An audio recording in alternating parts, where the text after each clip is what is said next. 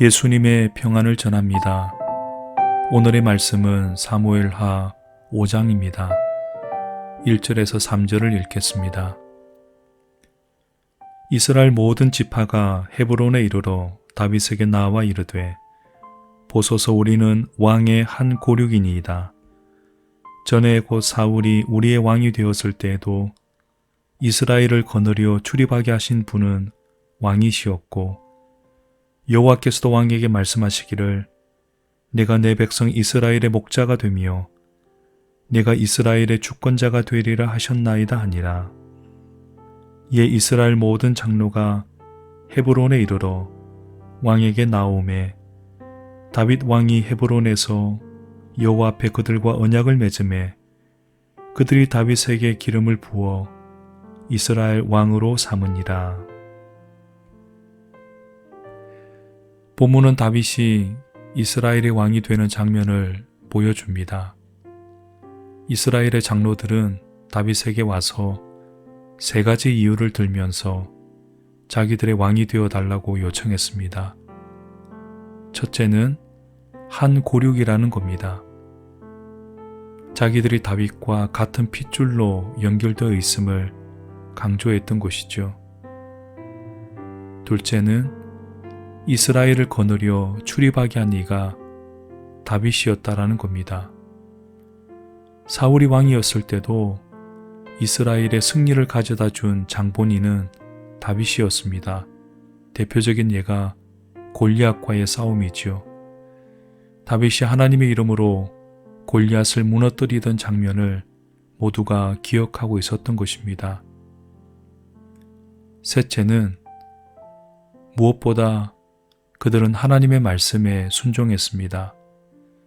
하나님께서 다윗을 이스라엘의 목자로 삼으셨다고 말씀하셨기 때문에 그분의 뜻을 따랐던 것입니다. 이렇게 다윗은 하나님 앞에서 언약을 세우고 이스라엘의 왕이 되었습니다. 그런데 왕이 되는 것보다 어떤 왕이 되는지가 훨씬 중요합니다.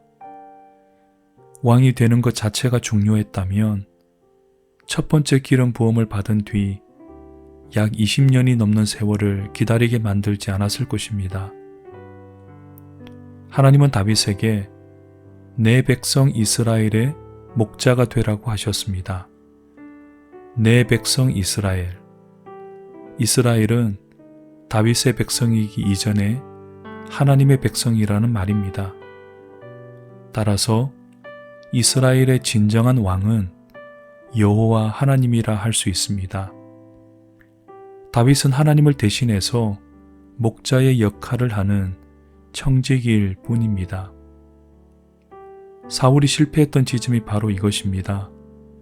그는 하나님의 백성을 돌보는 목자의 사명에 충실하지 못했고 오히려 백성을 자기 이익을 위한 도구로 사용했습니다.